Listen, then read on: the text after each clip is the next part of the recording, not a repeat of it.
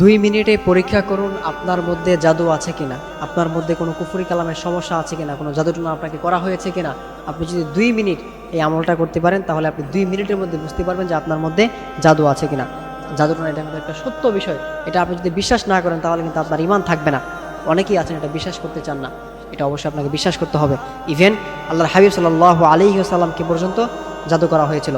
আল্লাহর হাবিব সাল্লাল্লাহু আলাইহি ওয়াসাল্লাম এত সুন্দর করে কথা বলেন, এত মিষ্টি করে কথা বলেন, আল্লাহর হাবিব সাল্লাল্লাহু আলাইহি ওয়াসাল্লামের জবান বন্ধ হয়ে গিয়েছে, তিনি আর কথা বলতে পারতেছেন না। সাহাবীরা সবাই তো আশ্চর্য হয়ে গেল যে কী ব্যাপার, আল্লাহর হাবিব সাল্লাল্লাহু আলাইহি ওয়াসাল্লাম এত সুন্দর করে কথা বলেন কিন্তু তিনি আর কথা বলতে পারতেছেন না, ব্যাপার কি? তখন আল্লাহ তাআলা ফেরেশতাদের মাধ্যমে বিশ্বনবীকে জানিয়ে দিলেন যে ইয়া রাসূলুল্লাহ, আপনাকে এক ইহুদি মহিলা আপনার চুল মুবারক নিয়ে 11টা গিট্টু দিয়ে আপনাকে কুফরের কালাম করেছে।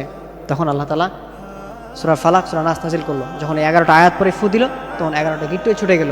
সুতরাং প্রিয় ভাইয়েরা আমার, অবশ্যই কুফরি কালাম বলতে, জাদুটনা বলতে কিছু একটা আছে, এটা আপনাকে বিশ্বাস করতে হবে। এখন আপনার মধ্যে জাদু আছে কিনা এটা আপনি কী করে বুঝবেন? আপনি অবশ্যই এই আমলটা করবেন। সেই আমলটা কীভাবে করবেন? আপনি প্রথমে সুন্দর করে উজু করে আসবেন। সুন্দর করে উজু করে এসে সুন্দর করে নামাজের যে জায়নামাজ আছে বিছিয়ে আপনি বসবেন। বসে এরপর আপনি প্রথমে 3বার দুরূদ পাঠ করবেন।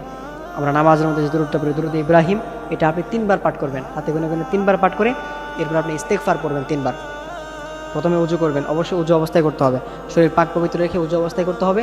এরপর প্রথমে 3বার দুরূদ শরীফ, এরপর হচ্ছে ইস্তেগফার 3বার, ইস্তেগফার 3বার করে এরপর আপনি সূরা ইউনূসের 81 নম্বর আয়াতের এই অংশটা আপনি 2 মিনিট পড়বেন। ইন্নাল্লাহা সাইয়্যুবতিলু, আপনার চোখটা অফ করে, চোখ অফ রেখে আপনি এই আয়াতটা, তাহলে আমলটা কীভাবে বললাম, প্রথমে 3বার দুরূদ শরীফ, এরপর 3বার ইস্তেগফার, এরপর সূরা ইউনূসের এই আয়াতটা আপনি চোখ বন্ধ করে পড়বেন।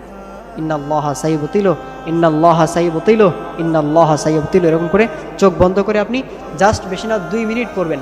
2 মিনিট পড়ার পরে আপনার মধ্যে যদি কোনো জাদুর সমস্যা থাকে, কোনো কুফরি কালাম আপনাকে করা হয়ে থাকে, তাহলে আপনার মাথা ব্যথা শুরু হবে, আপনার পেট ব্যথা শুরু হয়ে যাবে, আপনার মধ্যে দেখা যায় অস্বস্তি ফিল হওয়া শুরু হবে, আপনার মাথা ব্যথা শুরু হবে, আপনার পেট ব্যথা, আপনি আপনার শরীরের মধ্যে একটা জ্বালা পোড়া শুরু হয়ে যাবে, আপনি আর সহ্য করতে পারবেন না। এই জন্য অবশ্যই যাকে জাদু করা হয়েছে, আপনার মধ্যে জাদু করা হয়েছে কিনা, আপনার মধ্যে এই সমস্যা আছে কিনা, এটা যদি আপনি বুঝতে চান তাহলে অবশ্যই আপনি এই আমলটা করবেন। এটা যদি আপনি করতে পারেন ইনশাআল্লাহ তাআলা 2 মিনিটের মধ্যে আপনি এটা ফলাফল পেয়ে যাবেন। আর যদি আপনার মধ্যে জাদু না হয়ে থাকে বা কেউ আপনার জাদুটনা করে না থাকে, তাহলে আপনার মধ্যে এই সমস্যা হবে না, আপনার কোনো ক্ষতি হবে না।